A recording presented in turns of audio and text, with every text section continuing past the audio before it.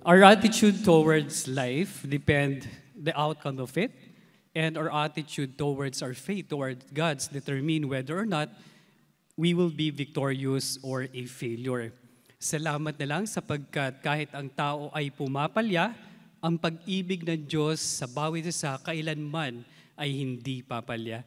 Psalm 73, my flesh and my heart may fail, but God is the strength of my heart and my portion forever. Isang magandang umaga po sa inyong lahat and welcome to our Jesus celebration. To our regular attendees, your presence is such a blessing. And to all our first-time attendees, welcome po sa gawain ng Day by Day Jesus Ministries. Tayo po ay tumindig at bigyan nga natin ng mainit ng ngiti at magbati ang bawat isa. And why don't we start our worship to our living God with our praise and worship? Palakpakan po natin ang Panginoon. We have all the reasons to be victorious because our God is the victory of our lives. Sa ating pong pananalangin, inaanyayaan ko ang bawat isa na sa sandali ng katahimikan ay yumuko sa Panginoon, ilapit ang sarili at ialay ang ating mga buhay sa Kanya.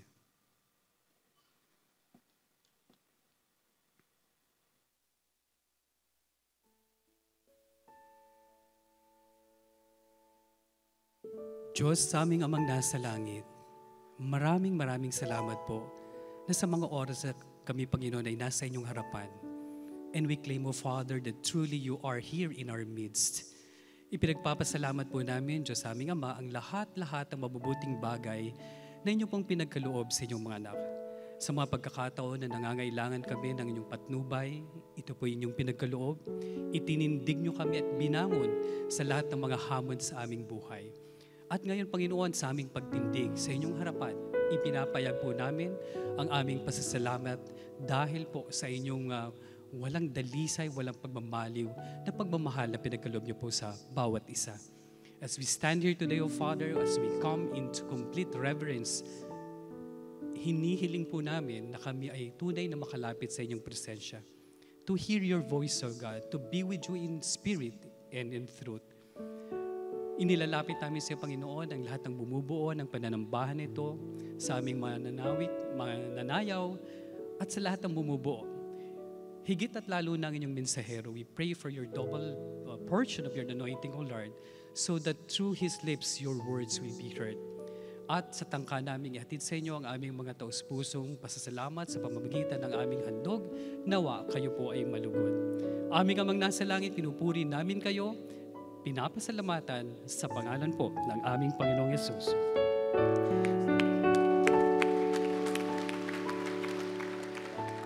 Glory to our God who is great. This is the day that the Lord has made, and with hearts united by His love, let us sing His highest praises, the praises of our Most High God. Praise be to our God.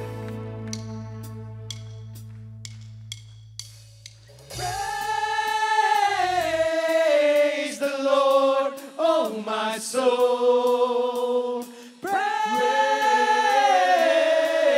the Lord, oh my soul, praise the Lord, oh my soul, praise the Lord, oh my soul.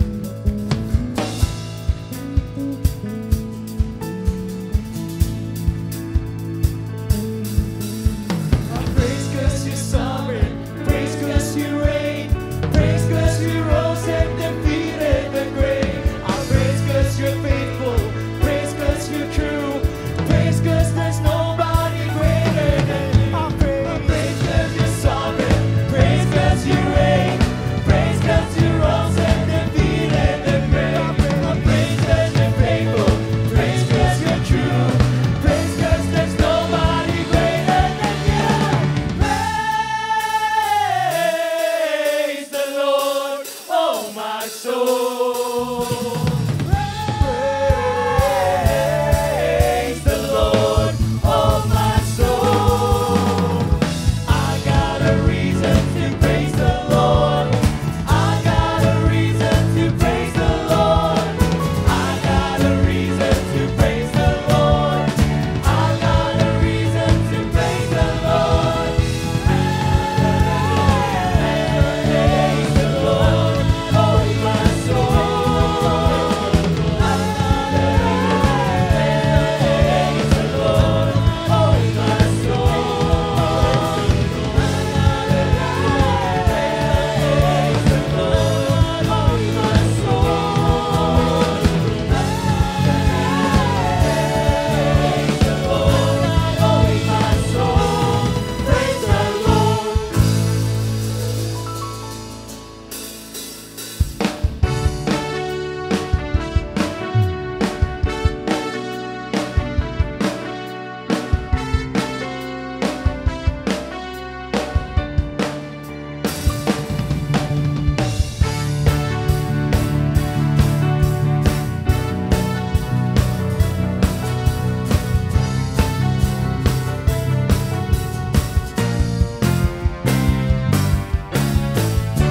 Dakilang biyaya, kami pinalaya mula sa bihag ng kasalanan.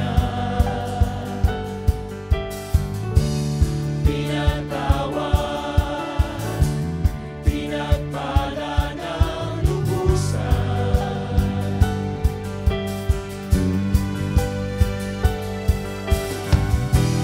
Di mapipigil ang pagsamba sa'yo, Jesus, dakila kang lubos. Ang lahat ay magsasaya, Jesus, mapupurihan ka, kayo lamang ang aming pag-asa. Ang lahat ay magsasabi, ang lahat ay luluhod, Jesus, kayo lamang ang Panginoon.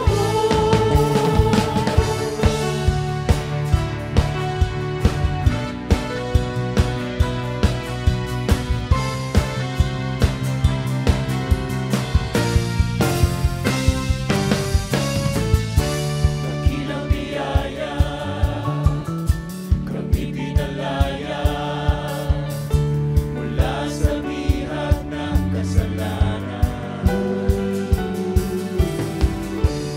Pinatawad, pinagpala ng lubusan.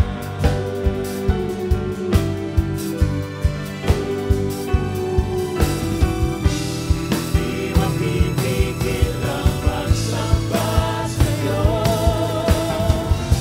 Jesus, dakila kang lubos. Ang lahat ay magsasaya, Jesus, mapupurihan ka, kayo lamang ang aming pag-asa. Ang lahat ay magsasabi, ang lahat ay luluhod, Jesus, kayo lamang ang Panginoon.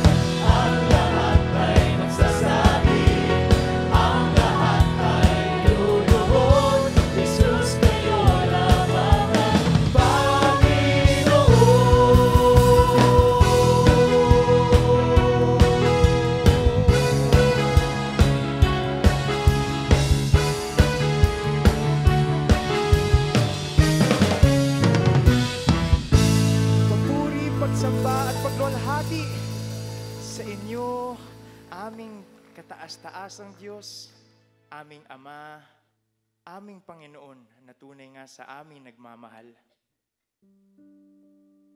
Aming Diyos, sa sandaling ito, wala kaming ibang ninanais kung hindi kayo maitaas, kayo mapasalamatan for all the things you've done in our lives, Father God. We know that it is you who brings hope in our lives, who gives light into our darkness. Alam namin, Panginoon, na kayo ang aming matibay na sandigan at kayo ang Diyos na tapat magpakailanman. Truly, Lord God, it is you and you alone who is worthy of our highest praises. Ang aming mga papuri at pasasalamat na nagmumula sa kilaliman ng aming puso. And we desire nothing less, Lord God, but to lift you up and to lift up our hearts as we sing your praises, as we sing of your love in our lives. Purihin kayo, aming Diyos.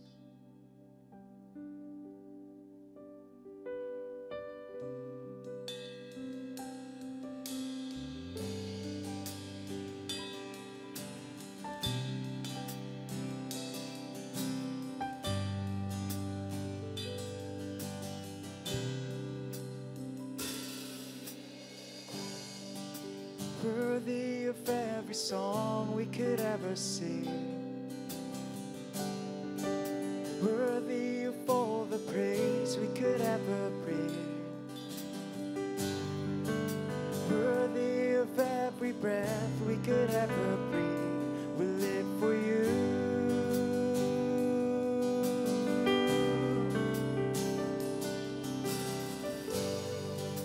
Jesus, the name above every other name.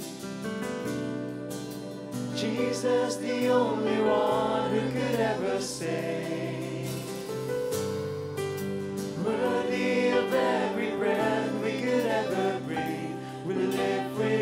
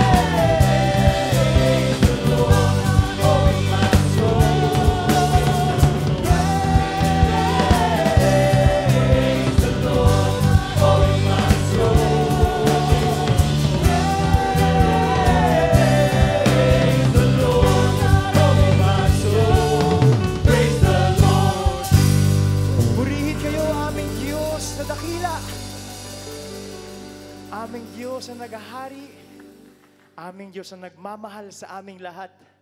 Patuloy ang aming kagalakan, Panginoon, na nagmumula sa kailaliman ng aming puso na malaya kaming nakakapag-awit at nakakapaghandog ng aming papuri at pasasalamat sa inyong ngalan. Lord, we pray that may you continue to build our lives according to your love. At sa aming pakikinig ng inyong salita ay patuloy niyo po kaming pangunahan at patuloy niyo kaming gabayan. To you we give back all the praise, all the glory, and all the honor. Ito pong aming samot dalangin sa ngalan ng inyong anak na si Jesus.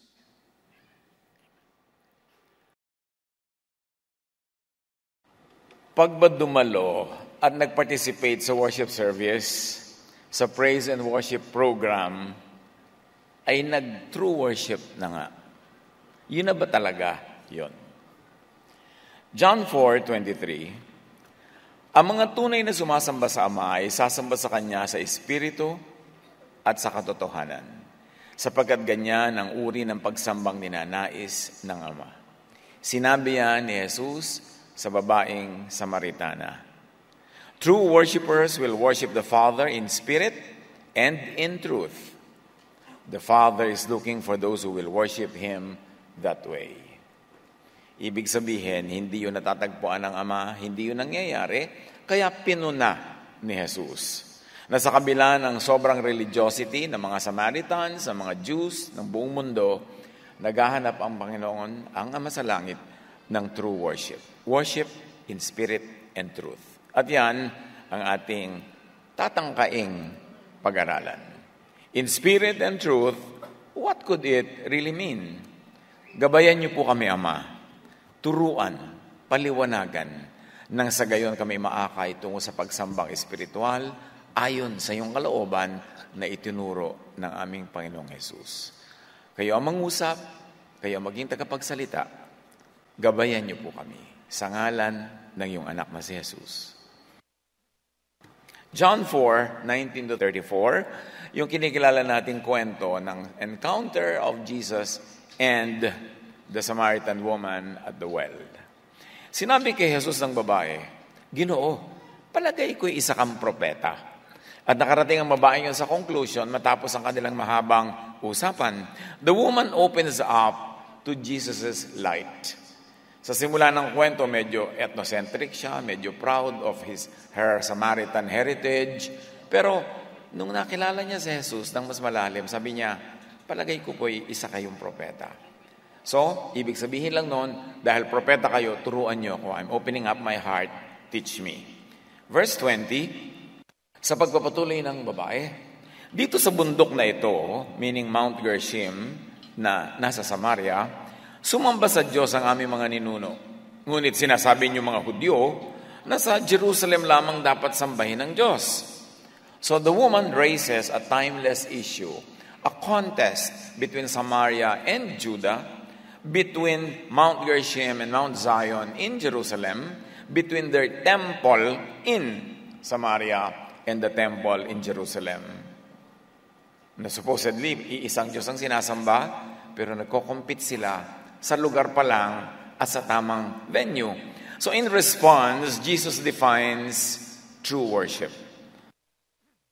John 4, sinabi naman ni Jesus, maniwala ka sa akin, darating ang panahon na sasambahin ninyo ang tunay na Ama. Tunay na is in parenthesis, I supplied it. Ang tunay na Ama, hindi na sa bundok na ito o sa Jerusalem. Hindi ninyo kilala ang inyong sinasamba. At itong usapan na ito, i-discuss natin sa part 1 na ang pamagate, in spirit and truth, what it is not. At hindi na natin uulitin yan. Available naman on video ang message kanina. Magandang reviewin nyo para mapagdugtong nyo itong dalawang mensahe. Bagamat mag-excursion tayo ng konti sa na-discuss kanina, pero konti lang. John 4, sinabi ni Jesus, maniwala ka sa akin, darating ang panahon na sasambahin ninyo ang tunay na Ama, hindi sa bundok na ito o sa Jerusalem. So this is a departure from tradition. Ang dami-daming dumadayo sa Jerusalem para sumamba doon. Tapos sasabihin ni Jesus, darating ang panahon, in fact dumating na nga na hindi na sa Jerusalem ang pagsamba. Hindi kailangan doon. In fact, hindi naman talaga kinailangan doon kahit kailan. At ganun din, hindi rin sa Mount Gerizim, hindi sa anumang bundok, sa anong lugar, sa ang bansa. Sabi niya, hindi yan ang pagsambang hinahanap ng Ama. At kanya nga sinabi, ulitin natin, hindi nyo kilala ang inyong sinasamba. Abay, parang napakabigat na sampal yun.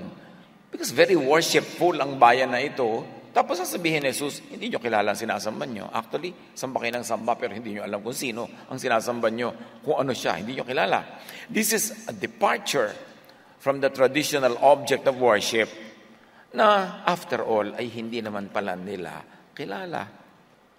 Subalit dumarating na ang panahon at ngayon na nga, sabi ni Jesus, na mga tunay na sumasamba sa Ama ay sasamba sa Kanya sa Espiritu at sa katotohanan. Ibig sabihin sa ibang format, sa ibang form, sa ibang paraan, hindi gaya ng tradisyon. Itinutuwid ni Jesus ang pagsamba nila noon na tradisyonal, ibig sabihin, hindi pala yun ang pagsambang ibig ng Ama. Kasi kung yun naman ang gusto ng Ama, bakit pa itutuwid ni Jesus? Bakit pa niya sasabing sa Espiritu at sa katotohanan? Ibig sabihin, ang pagsamba niyo ay hindi sa Espiritu at hindi sa katotohanan. Sapagkat ganyan ang uri ng pagsambang hinanais ng Ama, sabi ni Jesus. But the time is coming, indeed it is here now, when true worshipers will worship the Father in spirit and in truth. So may true worshiper at merong untrue.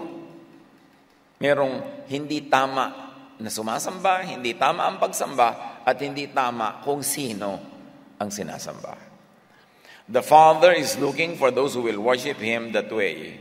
In other words, iba ang uri ng worship and worshiper na ibig at hanap ng tunay na Ama na dapat pang makilala ng totoo. In other words, yun ang sinabi ni Jesus sa babae. True worship is about worshiping the Father in spirit. Again, we discussed that in part 1 of this message. Sabi sa Numbers 23:19, God is not human, not a physical being. In other words, kung ang God is not human, wala siyang lupang katawan, hindi siya tao, hindi siya mukhang tao, hindi siya dapat itrato bilang tao dahil hindi siya tao. At yan ang isa sa mga oversimplification of religion, especially sa paggawa ng religious iconography, ng mga idols. Ginawa ang Diyos na tao, yung may mukha, may mata, may buhok. Ginawa ang Diyos Ama na parang isang lolo na may puting buhok, na parang Santa Claus na bigyan ng mga regalo, isang indulgent grandfather, at Diyos na whimsical, maraming mood, bigla nilang nagagalit, biglang naghihiganti, biglang namamalo. Ginanon ang presentation tungkol sa Diyos. Kaya sabi ni Jesus, you don't know who you are worshiping. Hindi tama ang pagkakilala nyo. In fact, hindi nyo man lang kilala. Because God is not human, therefore God is not seen, heard, touched, and joined in physical ways. Hindi physical ang paraan ng paglapit sa Diyos. Hindi physical ang lugar na kinakalagyan ng Diyos, kaya magiging irrelevant yung mga temple, maging ang Jerusalem, maging ang Gerizim, ang Samaria, kahit anong lugar. Kasi ang Diyos ay hindi tao na nasa isang lugar. Hindi siya kailangang hanapin sa isang lugar at hindi siya nakukulong sa isang lugar. True worship is about worshiping the Father in spirit, meaning not in the flesh, not in material, physical, sensual ways. Not by physically, materially visible, audible, and tangible means. E di 99.99% ng mga pag-worship ay hindi pala in spirit. Kasi very physical. Very sensual. Philippians 3:3, for we worship by the Spirit of God, we put no confidence in human effort. So even worship is not a product of human effort. True worship is about worshiping the Father, not by set and formal programs that need material tools like locations, temples, buildings, artifacts, and other props. Not informal programs that need human leaders and mediators. True worship is about worshiping the Father in truth, not in falsehood, not in half-truths, not in religious drama. Kaya marami, nagkaroon pala sila ng emotional tripping, they got their fix, their emotion, napaluha, napaindak, napatawa, napaiyak, akala nag-worship na. Kasi ganoon ang nakasanayan natin, a sensual encounter with an almost physical God who could be reached in physical ways, through sound, through music, through dance, through color. All of that could become good steps towards worshiping if they could become stepping stones to get you to another dimension, to be able to really enter that sacred space of the divine. But all those programs and parts of those programs are not worship in themselves. They are not the end in themselves. True worship is about worshiping the true Father, the Most High, that Jesus said the Samaritans, and of course not even the Jews, really know. The time for true worship had come with Jesus and with that revelation of Jesus. Sadly, matapos magturo ang Panginoon, din na-develop ang religion, na-develop ang Christianity, na-develop ang kung ano-anong sekta, nag-backslide ang mga tao into the Jewish form of worship, into the Samaritan form of worship, na very location-centered, personality-centered, ritual-centered, materialistic kind of programs that people mistake for worship. The true Father seeks true spiritual worship. John 4:24, ang Diyos ay Espiritu, at ang mga sumasamba sa Kanya ay dapat siyang sambahin sa Espiritu at katotohanan. Paulit-ulitin natin ito for retention. For God is Spirit, so those who worship Him must worship in spirit and in truth. As we have said, God is not human, God is Spirit, therefore not physical, not material. Numbers 23:19, God is not human, God is not a human being. So, kung ang Diyos ay hindi tao, hindi physical, anong iisipin natin? Paano tayo lalapit? Alam natin exactly what God is not. Hindi human, hindi physical. And so we will attempt at defining God in non-human, non-material terms. Imagine, think of the divine as spirit. Madali sa atin yan kasi sanay na sanay tayo sa word the spirit. But spirit could be thought, wave, frequency, vibration, energy. Lahat yan, intangible. Hindi nakikita ng naked eye, hindi nahawakan ng bare hands, hindi physical. Kaya mas madaling makarelate sa divine in that kind of imagination and definition. 1 Corinthians 2:11-12, no one can know a person's thoughts except the person's own spirit. So you see here the thought and spirit being used interchangeably and interconnectedly. And no one can know God's thoughts except God's own spirit. For now, let's be happy with defining spirit with thought. But thought is vibration, is frequency, is wave. This is the focus of this discussion. At may warning ako, it could be technical, tedious, and ka-nosebleed. So ilabas nyo na yung mga kumot na inabel sa mga magna-nosebleed. Humanda kayo mag-nosebleed. Advice, huwag umiwas, huwag mapagod at magpalito agad-agad. Magtiyaga kayo makinig hanggang dulo. Mag-take notes, mag-homework, dahil ang mandidinig natin ay dapat bigyan ng homework, more research, para mas maintindihan. Dahil sasandali lang naman itong usapan natin eh. And promise, maraming bago matutuklasan, malalaman, o mas mapag-iisipan. We will not have all the answers, but we will begin with good questions. Because good questions will lead you to truth. At ito ang ating comfort, kahit nosebleed. Kung di man maunawa agad, at least mas magiging aware na may dapat pang mas malaman. You know, the beginning of knowledge is to know that you don't know. And then you work positively and try to know what you didn't know before, then you become more knowledgeable.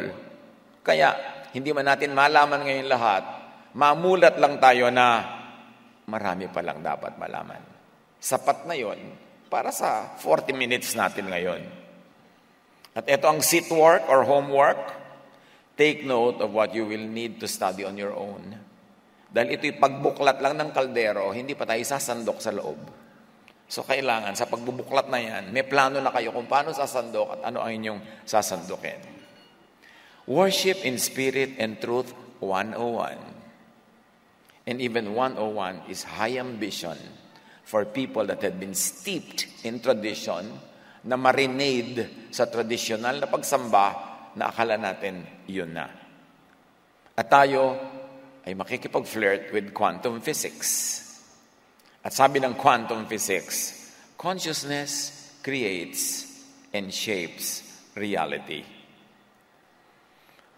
Pwede nating iparallel, God creates reality.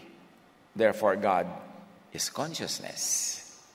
Kasi consciousness can shape the physical world. So yung pag-iisip, yung consciousness can create physical reality. If consciousness is the basis of reality, and that it brings reality into existence, then a transcendent consciousness, and let's say God, is required to be the underlying cause of the universe, that God lies behind all that exists. God, as consciousness, is behind everything that exists. Hindi ito pagkontra sa Diyos. Parallel thinking in quantum physics. Because as we always say, science could be God's last prophet. Ang prophet kasi nagpapaliwanag ng kalooban at diwa ng may kapal. Pero sino pang higit lalong makapagpapaliwanag yan in this day and age, kundi science. At hindi lang classical physics, kundi also quantum physics. Sa neuroscience, some studies suggest that consciousness originated in the universe and that our brains are separate from it. The brain serves like an antenna that receives this information. Ibig sabihin nito, kung ibig niyong yakapin, yung ating brain, hindi talaga yan nag-iisip. Yung brain ay receiver ng mga thoughts coming from the universe. Coming from God, if you like to say so. Kaya di ba, yung mga creative people, hindi naman sabi, uupo ako at mag-iisip ako ng magandang ideya. Hindi, kung minsan naliligo ka, tapos bigla na lang pumapasok yung ideya. Diba? Marami nagtatanong sa akin, Pastor, paano po kayo nag-iisip ng message? Uupo ba kayo? Isip kayo ng isip? No. Nagigising ako, nandun na sa isip ko. Kaya tatayo ako kahit madaling araw, isusulat ko dahil baka ako malimutan. Ang matataas na bagay ay ipinagkakaloob. Natatanggap ng isip na bukas. Hindi naiimbento ng isip. Parang radyo. Yung radyo nyo, kung walang broadcast, yung estasyon na papakinggan nyo, ano mang kalugang gawin nyo doon, walang lalabas na tunog. Kasi yung radyo, receiver. Ang mahalaga, may broadcast, invisible waves, frequencies, kaya nga may FM, frequency modulation. Diba? Na pag binuksan nyo yung radyo, may power yung radyo, tapos meron talagang broadcast at inilagay nyo sa tamang istasyon, lalabas doon si Chadeli o lalabas doon si kung sino man ang pinapakinggan nyo. Kasi tumama kayo ng channel. So ganin doon yung mga energies, impulses coming from the divine. Dapat yung isip nyo nakatune in para matanggap niya. You don't manufacture thoughts, you only receive them. Ang mahalaga, trained ang isip natin na makinig. Trained na sumala kasi marami ring noise at saka static. Kailangan marunong kang mag-focus. Set your minds on things above, sabi ng Colossians 3:2, not on earthly things. If you want to understand the divine, transcend the physical world, enter the divine space of vibration, of frequency, of waves, of energy. Kasi yun ang closest scientific things that we can equate with the God of religion of the Bible. If you want to receive truth, let your brain tune in to God. Tulad ng radio. Let your radio receiver take and receive the signals. 1 Corinthians 2:11, for who knows a person's thoughts except their own spirit with them? In the same way, no one knows the thoughts of God except the Spirit of God. Finding God in quantum. When we identify with these vibrations, we identify with God, the source of them all. God can only be comprehended through positive feelings, intuitions, and high vibration mental activity. And setting this by growing through the Higgs field is our responsibility within the free will of our individual manifestations. It's a mouthful. I'm quoting it direct. At nandiyan yung source. Picturean nyo, inote nyo kung gusto nyo pag-aralan at sundan pa yung ideya na yan. Our brains have a specific resonance that when turned with God frequency creates a symphony of spiritual awakening. The God frequency, these are scientific papers and studies. God and the Holy Spirit have certain vibrations. You have certain vibrations, and everything around you has certain vibrations.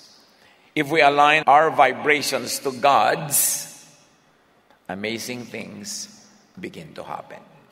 Sabi na naman yan ng source. I always put the source para pwede niyong puntahan, saliksikin, pag-aralan pa. Balik sa John 4. Sabi ni Jesus, for God is spirit, so those who worship Him must worship in spirit.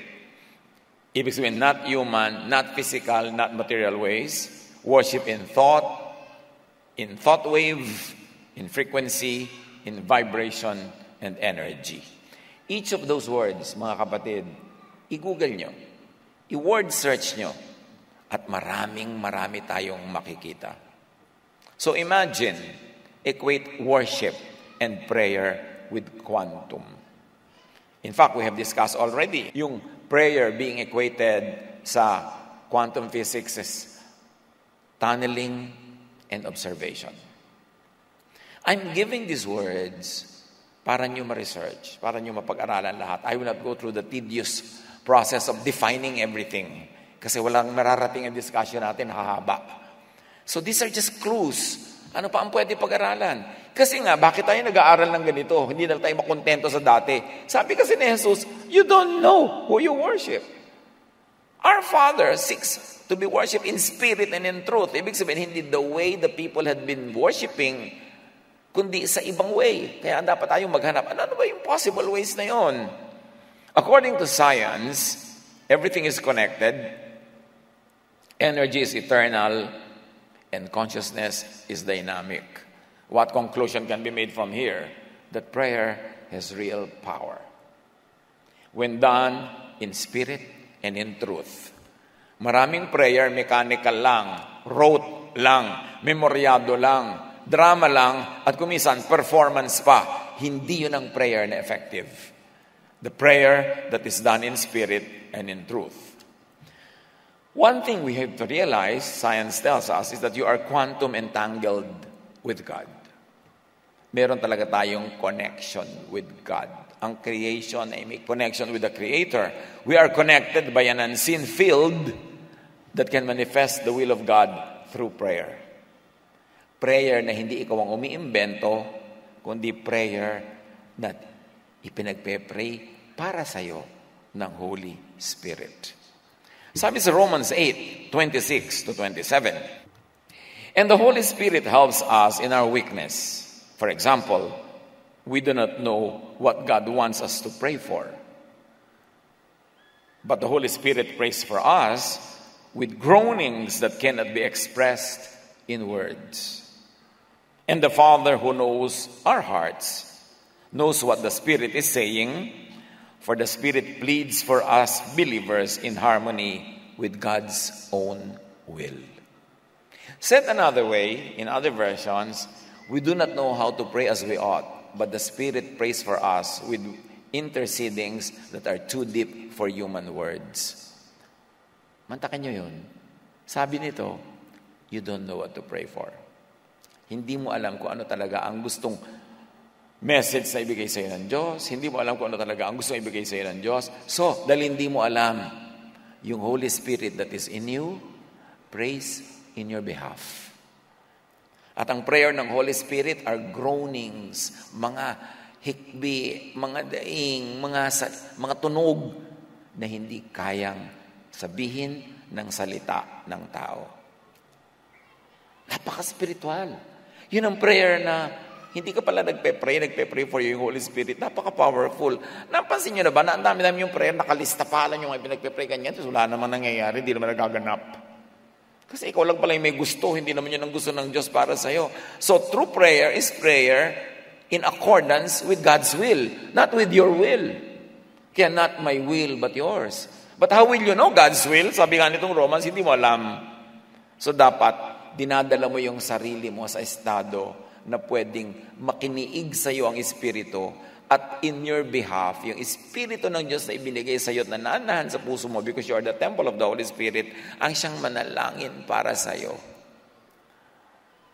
Mahiwaga. But it sounds sensible. Kasi yung prayer, ginawa na lang natin parang exercise. O, magpe-pray po tayo, 30 minutes tayo magpe-pray. Ito mga ipag-pray natin, ililista lahat. Di ba ganun na nangyayari sa prayer? Hindi useless yung prayer na yon, pero hindi laging useful.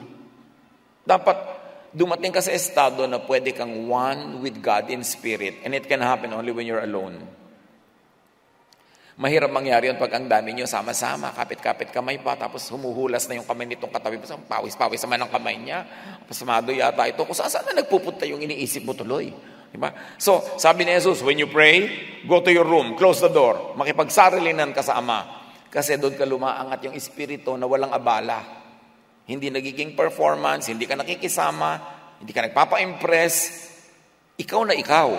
Pwedeng-pwede talagang mamagitan ng espiritu. Bagamat may use at may fruit ang group prayer, pero huwag mong ine-neglect ang personal prayer. Kasi only when you are alone with God can your spirit ascend to a higher level of consciousness. Importante yon. The observer relationship with an object derived from quantum physics was once a useful way to explain how subjective love and prayer could reach the object of prayer that has a need. Naranasan nyo na ba yung bakit may dumating biglang papaya? Gustong-gusto mo ng papaya? Yung pala, ipinagpe-pray ka ng nanay mo na nasa malayong probinsya, ipinagpe-pray niyang sana magkaroon ka ng papaya. Yung kailangan mo ng pera, biglang ito may kakatok, may dala sa yung pera. Kasi pala sabi niya, alam mo, ipinag-pray kita eh. Nung tayo nagpapagawa ng building natin sa Makati, kailangan magbayad, Sabado, bayaran. Ang laki-laki ng babayaran, wala tayong pambayad. May tumawag sa akin. Sabi niya, Pastor, I have been dreaming of you for 3 days. Meron ka bang need? So kung meron, 4 million. So I'll send the check. Wala na maraming usapan. Kasi namagitan na yung espiritu. Pag 4 million, palakpakan kayo agad. Paano pa kung 10? Totoo yun. Meron tayong ganong kinalaman sa isa't isa.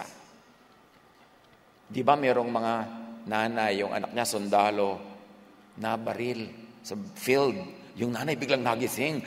Nabaril ang anak ko. May nangyari sa anak ko. Kasi meron tayong ganang spiritual connection. Lalo sa mga mahal natin at nagmamahal sa atin. Mahal tayo ng Diyos. Di may connection. Alam ng Diyos yung ating kalagayan na nangyayari sa atin. Ang kailangan lang i-open natin yung sarili natin para madinig natin yung guidance niya. Huwag tayong makialam. At gawin natin talagang spiritual yung approach. Kaya mayroong mental telepathy na tinatawag nila na minamasama ng mga conservative religious people. Kasi pag nagmamahalan kayo, nagkakaintindihan kayo, may connection kayo na hindi physical. Kasi tayo naman ay hindi physical eh. We have the Spirit of God in us. Trapped in this body. Itong body ang limitasyon. Kaya at death nga, your spirit gets liberated from your body. Hindi ka dapat malungkot. Kasi lumaya ang espiritu sa pagkakakulong sa katawan na ito. Pero siyempre, yung iba naman sa atin, gusto pa rin makulong. Saka na muna ang kalayaan. Kahit pasabihin mong, to live is Christ, to die is gain. Gusto mo nang saka na yung die is gain. Live is Christ muna tayo. Human nature yon. Pero pag nangyari na talaga, huwag niyong masyado ikalungkot yung kamatayan. Kalayaan niya ng Espiritu to unite with the Lord. At death, the body returns to the ground it came from, and the spirit returns to God who gave it. Kaya yung mga drama ng libing na inililibing yung taol, inilulubog sa lupa, ipinapasok sa nicho, lungkot na lungkot ka, kasi iniisip mo yung mahal sa buhay mo ang nilalagay doon. No, yun lang katawan na ginamit na niya, tapos na ang paggamit, ang nalalagay doon, yung espiritu niya pumupunta sa Diyos. So wag kang masyado magpadala sa mga ganyang mga lungkot. Understand the divine more through quantum physics. Kasi nandun lahat. Now, the observer effect is about subtly affecting what you observe on a quantum level. Prayer that has holiness takes the observer effect to a higher level. Did you know that quantum actually agrees with the concept of prayer? Pero dapat yung prayer na pure, yung prayer na spiritual. The observer effect of prayer is a form of observing from God's perspective on a situation. Tulad na sinabi natin Romans 8:26-27, you don't know how to pray, but from God's perspective, alam niya kung anong gusto mo talaga, ano ang kailangan mo. So, nagkakaroon ng connection with our spirit. Again, kung nosebleed dyan, isulat mo lang, pag-aralan mo uli. Mauunawa mo rin yan, mga 20 years from now. Kailangan lang pagtiyagaan. Now, prayer in spirit can be quantum, because some prayers have a quantum level of consciousness. The intention of prayer determines its quantum effect. Yan ang sinasabi ng quantum physics, ha? So, spiritually, ibig mo lang sabihin, kung pure ang iyong heart, kung loving ang iyong intention, your prayer is powerful. Kaya sinabi, the prayer of a righteous man is powerful and effective. Yung righteousness doon, hindi yung moral uprightness according to the law, kundi yung loving. Kasi yun ang loving kay Jesus. Yun ang righteousness kay Jesus, yung mapagmahal. The intention of quantum prayer determines his decision to emit particles or waves. So may prayer na may na-emit the particles and waves that enter the particle and waves of God. At meron naman wala, tatalbog-talbog lang, patalbog-talbog, patalsik-talsik lang, kasi hindi naman sincere yung prayer. O kaya, pangit ang intention ng prayer.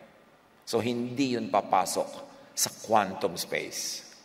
To worship means to be in sync, to be one with, to vibrate in the same frequency as the universal consciousness which we read as God.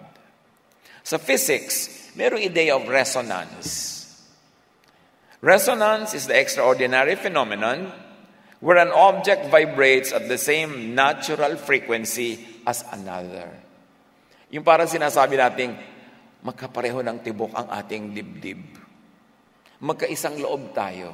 Pareho tayo ng nilulunggati. Pareho tayo ng gusto. Pareho tayo ng style. Kaya sabi nyo, magka-vibes tayo, no? Vibration yun eh.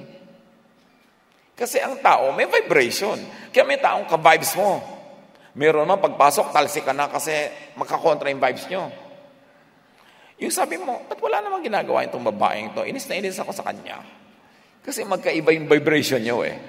Pero meron namang hulog na hulog ang loob ko sa kanya. Pagpasok pa lang niya sa loob. Paglabas ang pito, miss ko na siya agad. Meron nga, nakita mo pa lang, love ko na siya. Kasi may vibration. That level is very common to us. But take it to another level of frequency, of waves. Kasi magkakamag-anak lang naman yan.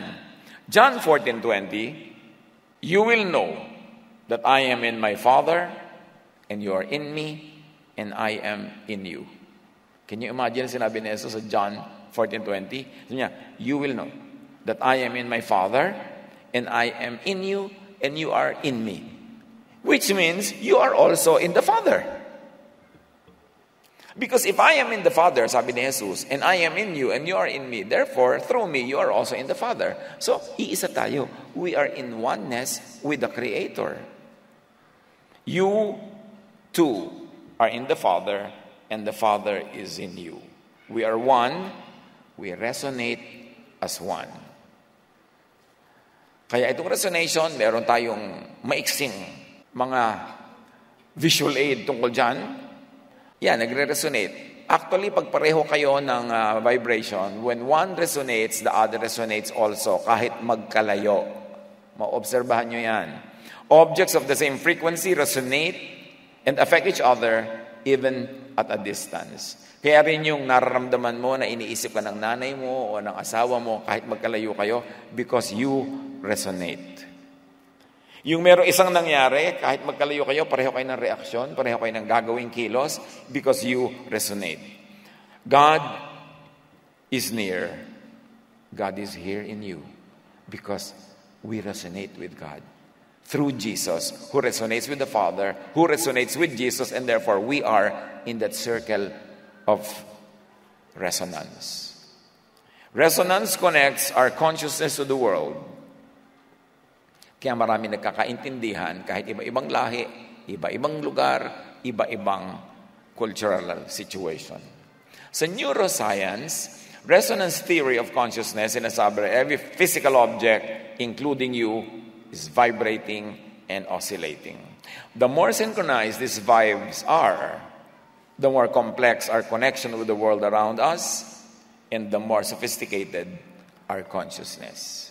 Kaya nade-develop mo yan yung vibration mo, yung frequency mo. Tulad din ng mga istasyon ng radyo, nade-develop mong i-fine-tune para walang garalgal at malinaw ang iyong naririnig. Kaya sabi ng Isaiah 55:3, open your ears and come to me. Listen so that you may live. Basahin nyo yan in many levels, hindi lang sa usual religious level. Resonance connects us with other people. Sa psychology, emotional resonance in personal life means understanding that it's not just about what you say, but how you say it. Hindi lang yung words, kundi yung bitaw, kundi yung emotion sa pagbibitaw ng salita. And it's about empathizing, feeling, and truly connecting with others. When you resonate with someone emotionally, they feel seen, heard, and valued. At sa area na to, napaka-highly valued ang mga Philippine health workers around the world, nurses, caregivers, because we resonate care and affection. We resonate family and filial affection. Kaya nagko-connect tayo sa pasyente, nararamdaman nila yon. Kaya ang request lagi sa malalaking mga, kahit maliliit na mga health institutions around the world, for Filipino nurses. At nawa, huwag mawala sa atin yan. Na huwag ka ma-professionalize lang at magaya yung mga ibang lahi. Kasi yun ang ating edge. We resonate with others. Meron tayong pakiramdam. Tayo'y nakikiramdam at nakikiisang loob kahit sa hindi ka mag-anak. Napaka-spiritual ng ating core as a people. Dapat lang yun ma-appreciate not only from the point of view of Scripture but also from the point of view of quantum physics. Matthew 7:12, so in everything do to others what you would have them do to you, for this sums up the law and the prophets. Sabi, in everything, ito lang gawin nyo. Resonate. You want to obey the law and the prophets in the highest possible way? Resonate. Connect with people. Love people. When you love, it's better than obeying all the law. So far ngayon, mga kapatid, kung talagang mauubusan na kayo ng dugo sa nosebleed, ganito na lang. Habang hindi naiintindihan yan, actually isa lang naman ang practical application ng lahat ng ito. Love. Why? Because God is love. Jesus is love. Jesus is the way. And the way of Jesus is the way of love. Therefore, to follow Jesus in His way, just love. Kung hindi mo maintindihan yung mga theology, hindi mo maintindihan yung mga sciences, be in the most basic primitive level of action here on earth. Just be loving. Because when you love, you vibrate in the frequency of the divine. You enter the divine circle. You enter the circle of eternal life. Kaya pag nagmamahal na tayo, yun na yun. Sabi nga ni Jesus, this sums up the law and the prophets when you do to others what you want done to you. And because you want to be loved, therefore you love. And when you love others, daig mo pa ang tumupad sa lahat ng law and the prophets. Sa neuroscience, when one person vibrates or resonates at a particular frequency, then another person does the same. Hindi ka talaga nag-iisa. Yung vibration mo, yung frequency mo, lagi yung may katugma. Lagi yung may katumbas. At napakasarap ng buhay kung magkatagpo kayo in this short life sa mundong ibabaw. Na pareho kayo mag-vibrate, pareho kayo mag-resonate, agring-agree kayo, wala kayong pinagtatalunan, napakasarap ng pagsasama nyo. Meron nun. Di ka nag-iisa. Research on the brain shows that your brain is involved in how you emotionally resonate outward and how you are impacted by the vibe of another person. Tayo mga tao, parang mga bola ng billiards sa mesa. Pag may isang umandarat mo mangga, nagbabangga-banggaan tayo, everybody gets affected. Kaya sabi ni Jesus, ingatan mo kung paano ka magmahal at makitungo sa iba. Kasi ang ginagawa mo, may bunga sa buhay nila. At ang ginagawa nila, nagbubunga rin sa buhay natin. Kaya tayo mayroong pananagutan sa isa't isa. Kasi tayong lahat, actually ay iisa. Galing sa iisang lumikha. At ang ating espiritu ay galing sa iisang pinagmulan at babalik sa iisang pinagmulan na yon. Kaya ang pinakamagandang gawin dito sa buhay, habang hindi ka pa lumilipat sa kabila, makipag-isa ka na with as many as possible, as much as possible, dahil doon ka naman pupunta. Pag-practice na yan. Specialized cells called mirror neurons become activated not just when we act, but when we see another person acting the same way as we. So pag may ginagawa tayo, nakikita natin ginagawa din niya yung ginagawa natin, nagkakaroon tayo ng resonance. Kaya mahalaga na ipinapakita mo sa kapwa na yung ginagawa mo is something na worth kopyahin, worth na gawin, para ang pagkukopyahan at interaction ng isa't isa ay tungo sa pagmamahalan, sa kapayapaan, at tungo sa God's way. Amos 3:3. Do two people ever walk together without meeting first? Can two people walk together without agreeing? So ang mahalaga is to find a common point, a commonality to agree. Para you can walk together. Lahat ng naghihiwalay, kapamilya, asawa, kaibigan, kasi naghiwalay ang isip. Naghiwalay ang takbo at direksyon ng isip. Susunod ang katawan, susunod ang buhay, kasunod ang refrigerator, ang kotse, pinaghahati-hatian, kasi naghiwalay na yung mga may-ari. So, imbes na lagi mong isikaping manalo, ang isikapin mo, how can you find a common ground where both of you will win and nobody will lose?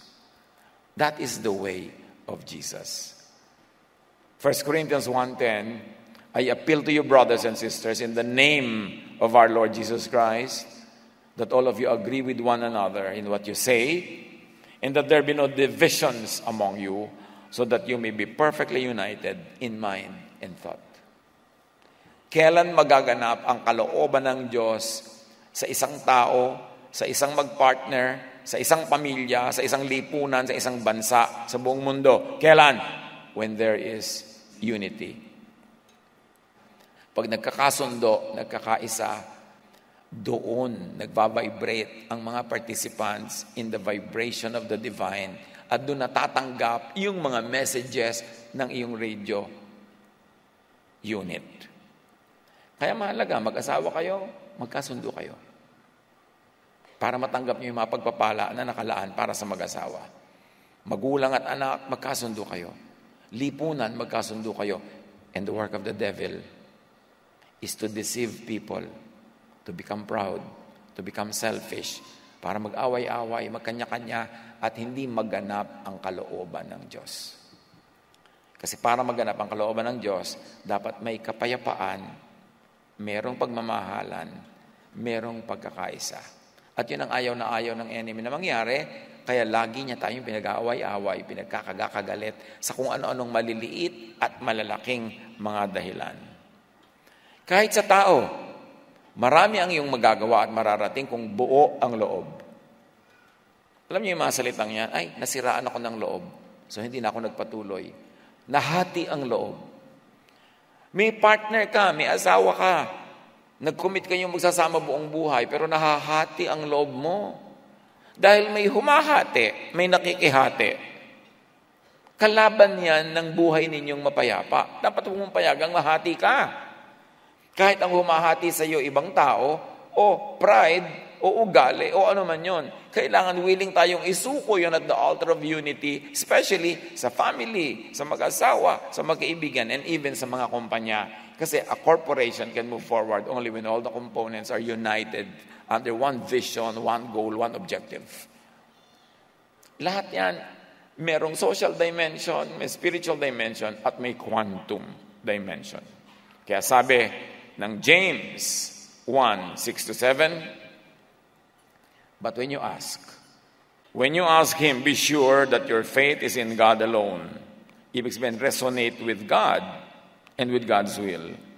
Do not waver, for a person with divided loyalty is unsettled as the wave of the sea that is blown and tossed by the wind.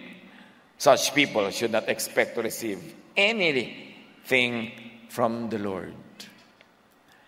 Kahit sa pagdarasal, manalig ka sa ipinagdarasal mo. Kasi kung hati ang loob mo, huwag kang umasa na papakinggan ka ng langit. In other words, huwag kang umasa na magba-vibrate ka in quantum levels so that you could be in the same frequency as the divine. Wala, masasayang lang ang prayer mo. Kailan una, nananalig ka. Kasi pag nananalig ka, sabi ni Jesus, tell this mountain to jump into the sea and it will. In other words, your faith can change physical reality.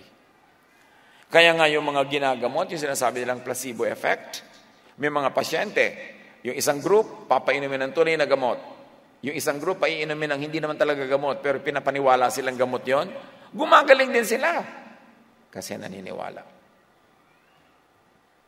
Diba kung minsan yung si Lola pupunta sa doktor, 3 araw ng masama ang katawan, nagbibihis pa lang, gumagaling na eh. Kasi believe doon sa doktor. Meron naman, dinala sa doktor, lalo humina. Sabi yung doktor naman, ito mukhang bangkay. Parang nasisiraan ako ng loob, nahahati ang loob ko. So mahalaga, naniniwala ka.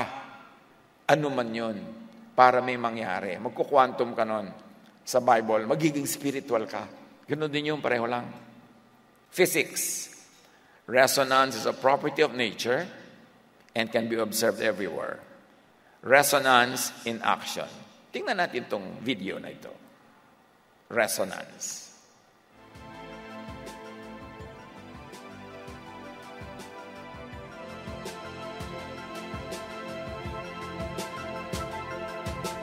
Hindi yan mga parol sa Pampanga, ha?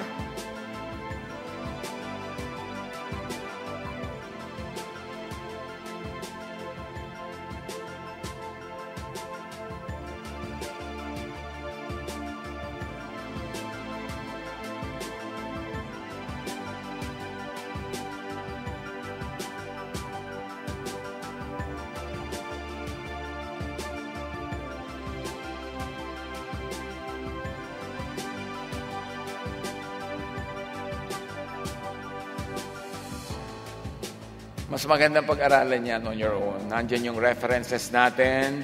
Take note. Pero titignan nyo na ang mga bagay-bagay, may connection, may resonance. What happens here, happens there. At sa Bible, sinasabi, as above, so below. Yung kung ano ang nasa langit, siyang nasa lupa. Lahat yan are talking about the same things. So back to John 4. Sabi ni Jesus, for God is spirit, and those who worship must worship in truth. Resonance influences our thoughts and actions. Sa psychology, thoughts in and of themselves have no power. It's only when we actively invest our attention into them that they begin to seem real. And when we engage with specific thoughts, we begin to feel the emotions that were triggered by these thoughts. We enter a new emotional state, which then influences how we act. Napaka-organized ng pangyayari pagka tinitingnan natin isa-isa, step by step. But again, look at the reference and study it. Sabi sa Proverbs 4:23, above all else, guard your heart, for everything you do flows from it.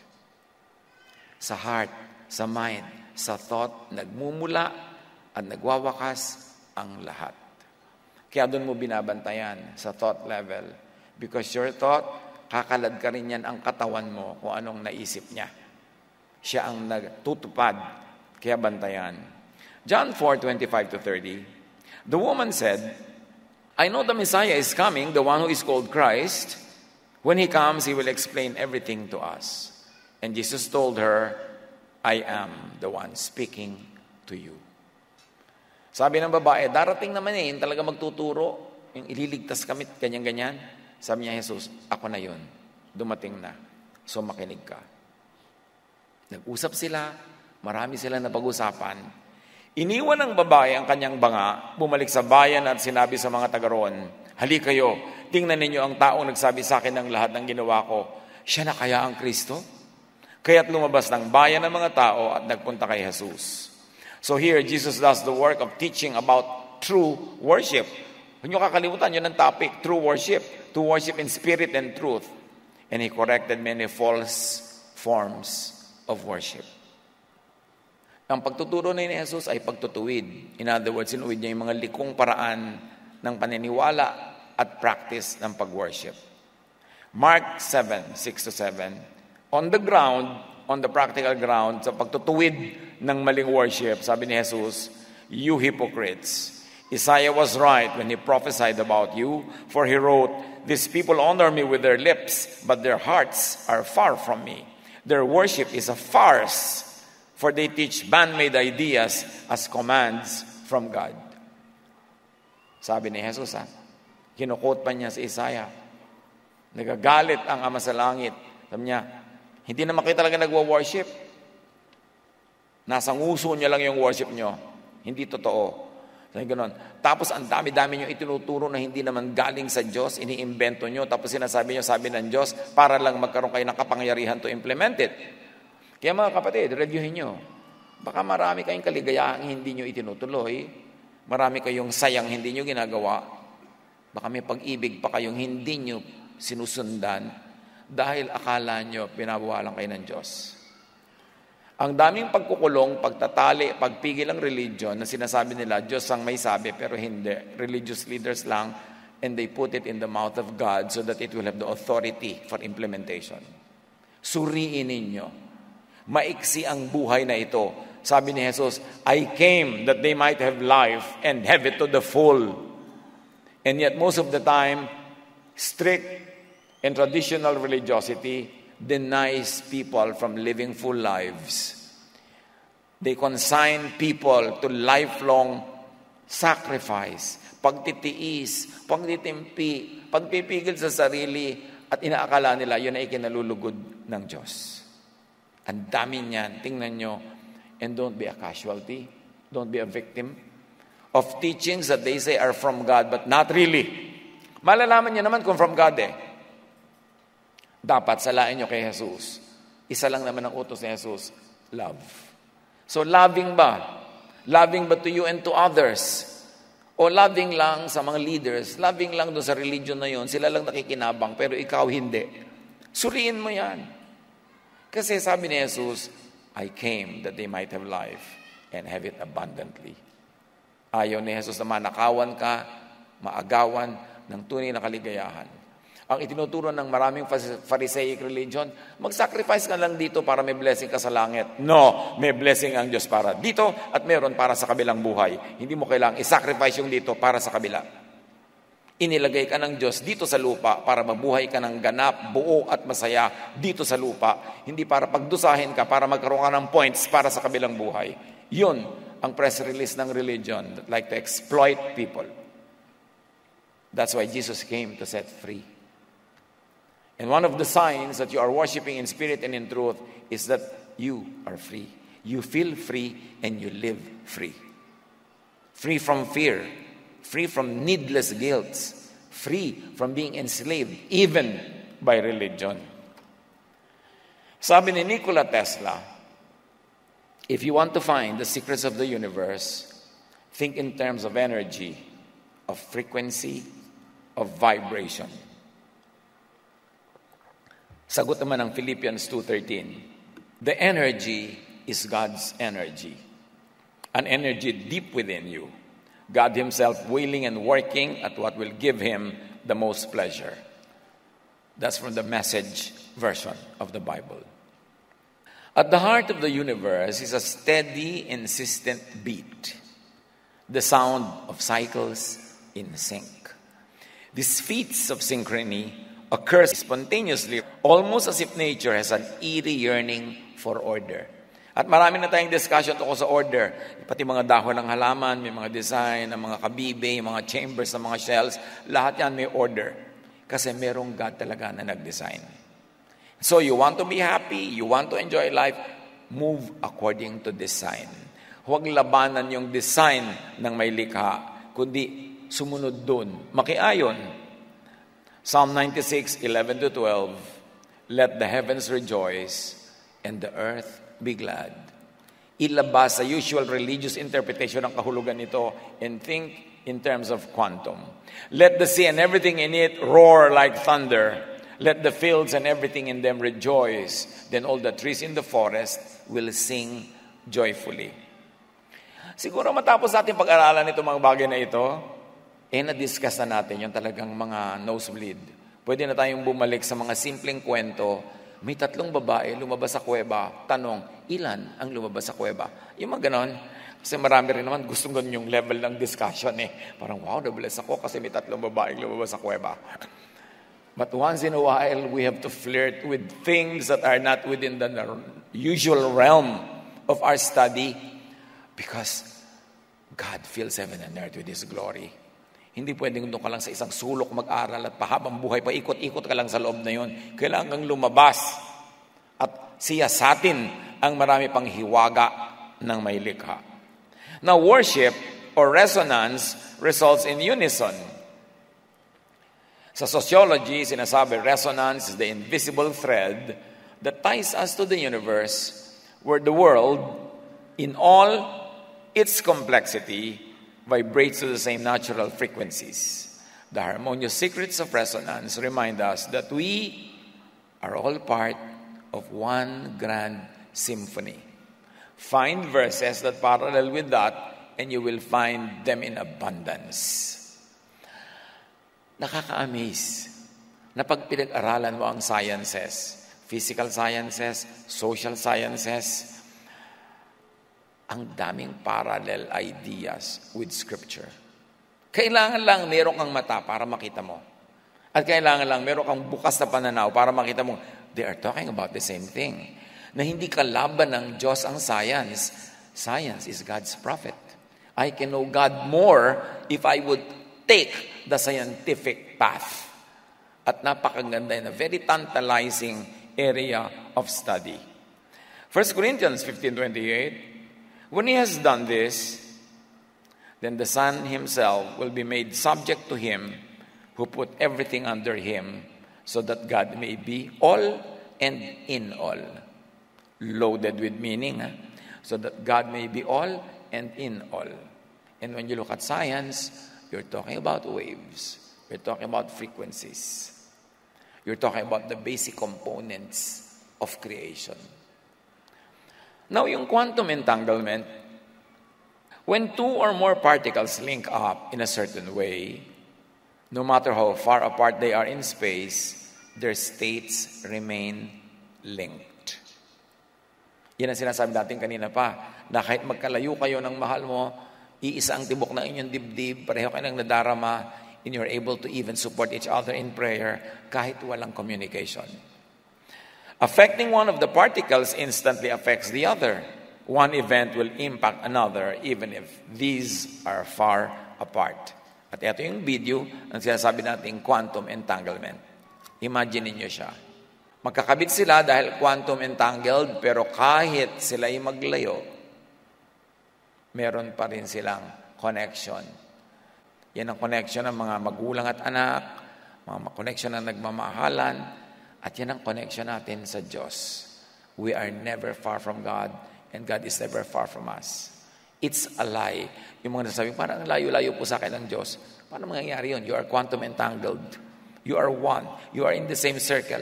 You are in Jesus. Jesus is in God. God is in Jesus. Therefore, you are in God. Simple yan. Operationalize it. Palakasin mo yung loob, linawin mo yan, and work on it. Mark 7:29-30. Then he told her, for such a reply, you may go. The demon has left your daughter. She went home and found her child lying on the bed and the demon gone. Ito yung ina na lumapit kay Jesus, inilalapit niya yung anak niya na pinapahirapan ng masamang espiritu. Kahit ang layo-layo ng bata, sabi ni Jesus, ang ganda ng sagot mo. I mean, it's really spiritual, it's really truthful, it's so powerful. Umuwi ka na, gumaling na yung anak mo. Pag-uwi niya, galing na nga. Quantum entanglement yun. And the entanglement was between Jesus and the child, which emanated from an entanglement between the mother and the child. But the mother also got entangled with Jesus, so the child got entangled with Jesus through the mother, kaya gumaling siya kahit wala siya doon sa lugar na yon. At ganon din ang relationship natin sa God, our Father in heaven. We're entangled to God, our Creator, through Jesus. Kasi entangled tayo sa Kanya. Matthew 8:13, then Jesus said to the centurion, go, let it be done just as you believed it would. And his servant was healed at that moment. Ito yung officer na pupunta kay Jesus, gusto niyang mapagaling yung kanyang tauhan na nasa bahay niya. Sabi ni Jesus, grabe ang faith mo. You are doing this in truth, in spirit. Totoo pure, powerful. Umuwi ka, galing na yung tauhan mo. At pag uwi niya, galing na nga. What about healing and limbic resonance?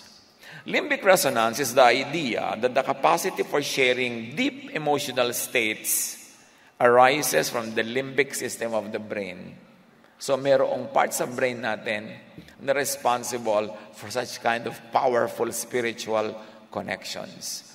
Dapat yun ma-identify at dapat yun ma-develop. It refers to the capacity for empathy and non-verbal connection that is present in mammals.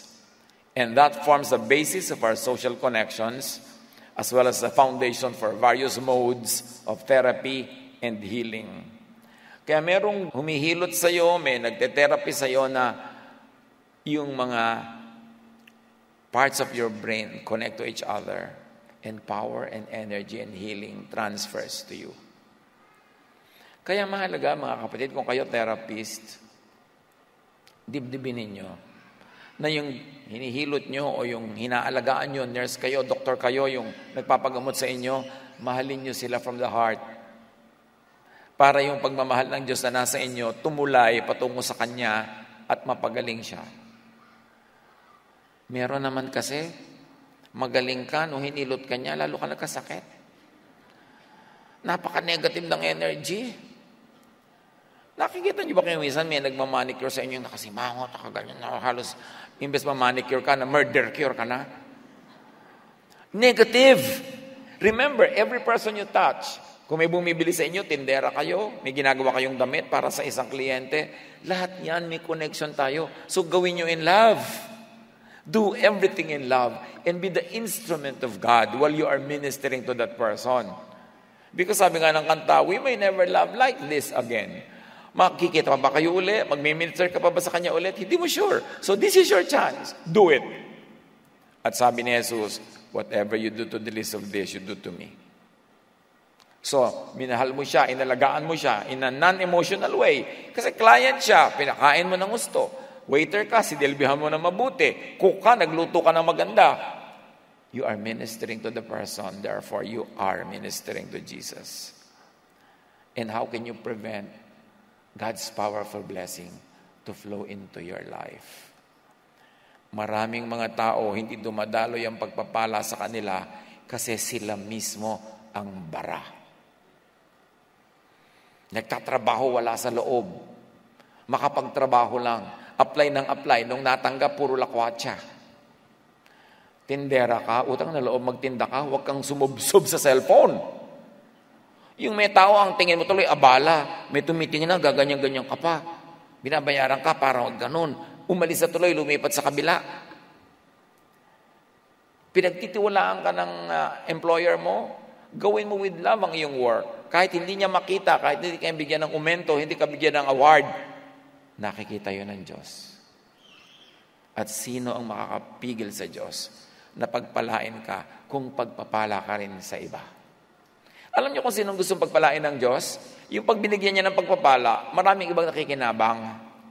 Yung maraming ibang nabibigyan din. Binigyan kita ng galing na maghilot, pero hinihilot mo talagang minamahal mo, hinihilot mo, gumagaling. E di lalo kitang pagagalingin kung ako yung Diyos. Huwag sayangin ang mga ibinibigay sa atin ng Diyos sa pagkakataon to connect with people because you don't burn the bridge over which you too must pass. And if this is a bridge to bless that person, you will also need to cross that bridge to get God's blessing. What goes around, comes around. What comes around, goes around. Kung anong binibigay mo, yun ang bumabalik sa'yo. Lahat yan, sinasabi ng quantum at sinasabi ng scripture. Romans 12:15, kaya naman, rejoice with those who rejoice. Mourn with those who mourn. Masaya sila, may accomplishment. Makisaya ka. Huwag ka mainis, huwag ka mainggit. Makisaya ka. And soon enough, yung kasiyahan na yon, lilipat din sa'yo kung wala pa. 1 Peter 3:8, finally, all of you, be like-minded, be sympathetic, love one another. In other words, resonate. Be compassionate and humble. Can you imagine that you will find in Scripture all the teachings of quantum? Well-being and positivity resonance. Kung napapagod kayong makinig, mas napapagod ako magsalita, so magtiyaga kayo. Sa social psychology, positivity resonance is a type of interpersonal connection characterized by shared positivity, mutual care and concern, and behavioral and biological synchrony. Perceived positivity resonance is hypothesized to be associated with well-being. All of these have references. You know why I say these things? I read these things and I put the reference because I really like you to study them and parallel them with verses, with scripture. At bubukas ang napakalaking kaliwanagan na makikita natin that indeed God is everywhere, even in the sciences, especially in the sciences. Ephesians 4:32, be kind and compassionate to one another, forgiving each other, just as in Christ, God forgave you. Inulit ng Galatians 6:2, carry each other's burdens, and in this way you will fulfill the law of Christ. Gusto mong sundin ang utos ni Jesus? Makituwang sa mga nabibigatan, tulungan ang nangangailangan, mahalin ang dapat mahalin, pakainin ang nagugutom, dalawin ang nag-iisa at nangungulila, gagawin mo kung ano ipinapagawa ni Jesus. Therefore, magpa-flow into you the divine energy, the divine wave, and you will be in the circle of the divine. Empathy and perceptual motor resonance. Mga technical terms, no? So sana nino-notes nyo yan. 1 Corinthians 12:26, if one part suffers, every part suffers with it. If one part is honored, every part rejoices with it. So you resonate, you agree with yourself, with your family, with society, with the nation, and with the world. And in such climate, the blessings of the divine will flow. Colossians 3:12, therefore, as God's chosen people, holy and dearly loved, clothe yourselves with compassion, kindness, humility, gentleness, and patience. Matagal lang itinuturo sa atin yan, but when you look at it from the quantum point of view, from the point of view of all of this scientific formula that we're talking about, then we will have more compulsion and deeper reasons to obey what the scriptures tell us. Kasi even the sciences say the same. John 11:33-35. When Jesus saw her weeping, and the Jews had come along with her also weeping, he was deeply moved in spirit and troubled. Jesus wept. Resonance. Who could say that the weeping of some unknown, unnamed villagers could affect the Son of God to also weep? Anong lesson yan, mga kapatid? Our emotions, our feelings also affect the emotions of feelings of Jesus. Make sure that you touch Jesus in a beautiful, loving, emotional way. That you touch Him to even be more loving and more kind, although He's already supreme. Huwag natin siyang galitin o inisin, kundi ang gawin natin, i-invoke natin sa Kanya all that is true and good and really great in Him. Imagine, Jesus wept. And it was the effect of the weeping of the villagers. Move the hand of God. Touch the heart of God with your pure, loving emotion. Then you can move mountains. You can make the impossible possible. You can achieve the unachievable. You can transcend limitations. So pinag-uusapan natin all along, God in terms of frequency, vibration, waves, energy, puro invisible. Pero may tanong. Religious history is full of imagery, of images, of pictures, of sculpture, of scenes etched in our mind by repeated exposure to it through storytelling. So what about imagery? Useless na ba yan? When our thoughts are attached to certain images, like religious images, and our emotions are triggered by the thought of it being a representation of the divine, does that violate the essence of worship in spirit? And this is really a question of somebody. When placed and used correctly, especially when not worship, yung mga images na yan, and not treated as end in themselves, such images and pictures in the mind could serve as aid, transport, and portals into the spiritual world, into the realm of higher thought, of spiritual frequency, of wave, vibration, and energy. In other words, hanggat hindi mo siya sinasamba, hindi mo siya itinuturing na end in itself, na siya na ang be-all and everything, kundi siya'y nagiging paraan lang para ikaw yung mas mag-isip, mas tumaas ang consciousness, at mas makarating sa a more godly vibration, then meron siyang use. Huwag mo lang siyang itrato as idol. Huwag mo siyang istrato na parang sasambahin mo at huwag mo siyang ipapalit sa Diyos mismo. Pwede siyang entry point lang na natitrigger ka pag nakikita mo yan. And then, the trigger should lead you to a higher level of consciousness where you become one with the divine. Acts 17:23-25, Paul stood in the middle of the court and said, "Men of Athens, I see that you're very religious. As I was going through your city and looking closely at the objects you worship, I noticed an altar with this written on it, 'To an unknown God.' I'm telling you about the unknown God you worship. The God who made the universe and everything in it is the Lord of heaven and earth." So merong rebulto doon, nakalagay, "To an unknown God." Minememorialize pa rin siya ng mga people of Athens. Hindi yun minasama ni Paul, hindi niya ginyad. Sabi niya, unknown pala sa inyo, then I will make him known. Kasi kilala ko siya. So ginawang springboard to a higher level of discussion, imbes going springboard for debate. Nadala sa mas mataas na uri ng discussion dahil meron siyang nakita doon na rebulto. Sabi ni Paul, he doesn't live in shrines made by humans, and he isn't served by humans as if he needed anything. He gives everyone life, breath, and everything they have. Isa pang tanong, how do you pray to or worship the divine in the form of frequency, of wave, vibration, and energy? No.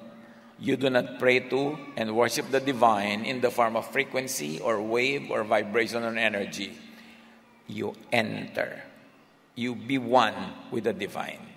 And you let the divine enter and be one with you.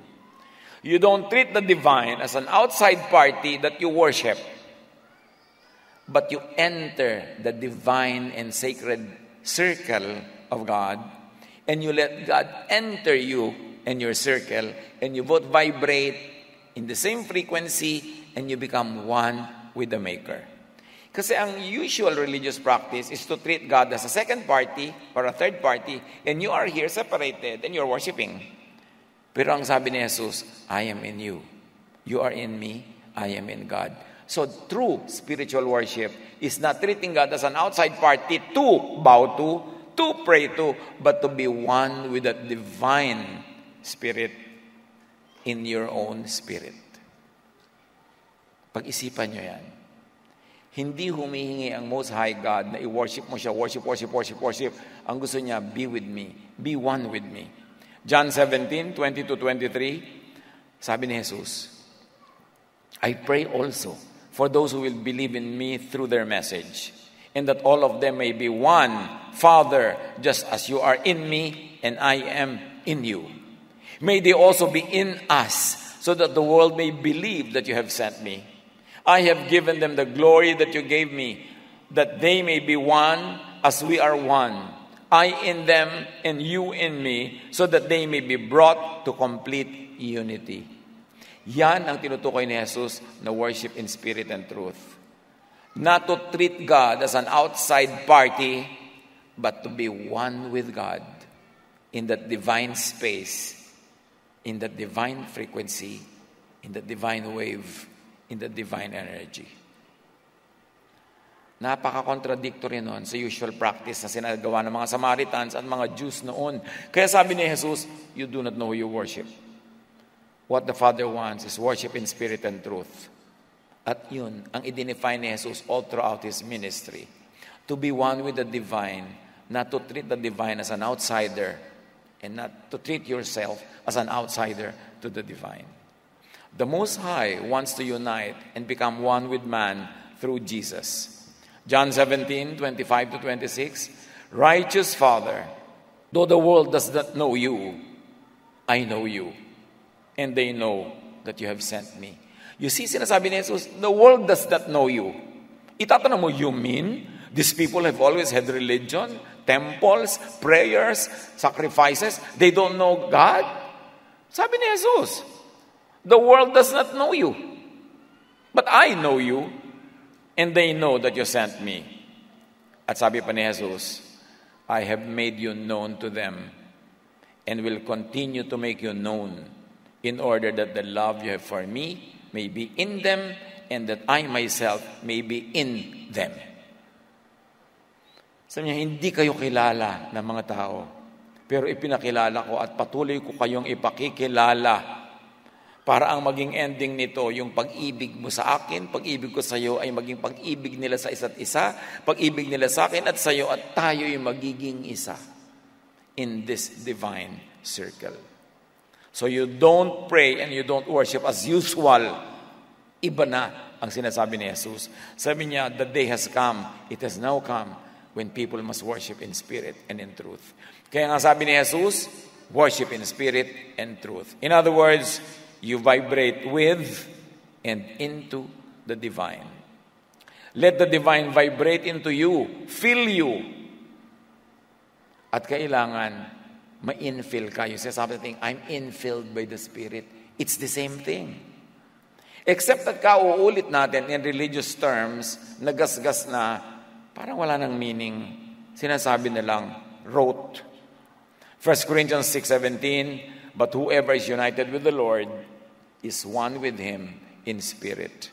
That is the goal of spiritual worship, to be one with the divine, not to be an outsider to the divine. You enter sacred wave through the portal, and that portal is Jesus. John 14:6, ano ba talaga kahulugan? Sabi niya, I am the way. Kasi merong fake na way na kilala ang mga tao. Sabi niya, I am the truth. Kasi may falsehood silang sinusundan. At sabi niya, I am the life. Kasi sila nandun sa death. No one comes to the Father except through me. How do I enter the sacred wave and frequency? How do I become one with the divine Creator? How do I vibrate into oneness with God? Take the path, take the way. And that path and way is Jesus. Huwag mo nang i-complicate. Ano lang yan, oversimplification lang yan ng drawing. Hindi naman talaga ganyan dapat. Pero para may maisip-isip lang tayo. Okay? Sabi mo, paano ko gagawin lahat yan? Huwag ka na maghirap ka iisip. Sumunod ka na lang kay Jesus. Kasi siya yung way eh. And enter the door. And that door is Jesus pa rin. The door into eternity. The door into the divine space. Si Jesus pa rin yun. Now, take note. And this is the heart of everything. Kalimutan nyo na lahat yung diniscuss natin kanina. Ito na lang ang tandaan nyo kung ibig nyo. God is love. Right? Jesus is love. So enter the God space and God frequency through Jesus. Through the way of Jesus, in other words, through the way of love. Pag napaka-complicated, hindi maintindihan, o kahit naiintindihan pa nga, ang simplification is this only. Take the way of Jesus, because Jesus is the way. And the way of Jesus is the way of love. So when you love, ginawa mo na lahat yung pinag-uusapan natin. Binusisi lang natin, binutingting. In religious terms, in scientific terms, but above that, love. Sabi sa Ephesians 5:2, walk in the way of love, just as Christ loved us. Yun na. Kaya sabi ni Jesus, John 13:34-35, a new command I give you, love one another, as I have loved you. So you must love one another. You want to enter heaven, you want to enter that heavenly sphere, the door is Jesus, and the door is love. By this, sabi ni Jesus, everyone will know that you are my disciples if you love one another. Hindi niya sinabi, everyone will know that you are my disciples if you baptize this way, or if you sing this way, or if this is the Bible version that you read, or if this is the clothes that you wear. Sabi niya, everyone will know that you are my disciples if you love one another. Love is the distinctive. It is the mark. It is the proof that you are in the God circle. Kaya nga sabi, what if I cannot yet understand the high and higher love frequency as my spirituality is still in ordinary or low frequency? Paano ko ba mararating yan? What if I am not that spiritual yet to understand and operational the God, Jesus, love frequency? Paano kung masyadong complex sa akin yan, masyadong nosebleed? Love na lang. Love in practical ways. Be loving, yun na rin yun. Ibang phase, ibang level lang nga, but it's in the same realm. 1 John 4:11-12. Dear friends, since God so loved us, we also ought to love one another. No one has ever seen God, but if we love one another, God lives in us and His love is made complete in us. Love is high religion. Sabi ko, hindi nyo nakikita ang Diyos. Pero kung nagmamahalan kayo, nakikita na nasa inyo ang Diyos. Nananahan sa inyo ang Diyos. Kaya may eternal life kayo. Paano kayo mamamatay? Dadalhin nyo ang God who is already in you? Dadalhin nyo sa death? No. When your body dies, it is the God in you that will bring you to eternal life. And the way to that life is not kung ano-anong theology, not religious membership, but love. Kaya, love na lang. Huwag na kayong magpagulo ng kung ano-ano mga theology dyan. Love na lang. So, kalimutan niyo lahat ang sinabi ko kanina. 1 Corinthians 13:13, and now, these three remain, faith, hope, and love. But the greatest of this is love. Mga kapatid, love na lang.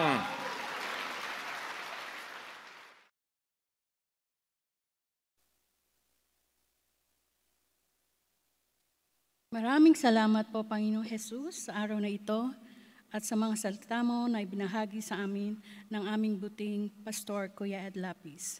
Heavenly Father, ikaw ang nagsisilbing liwanag sa aming pang-araw-araw na buhay. Salamat sa pagmamahal. Our prayers is to continuously bless us in our day-to-day living. At bilang papuri po at pasasalamat sa kabutihan mo, we gladly bring our love gifts and offerings to you. Ito po ang aming dalangin sa pangalan ng iyong anak na si Jesus.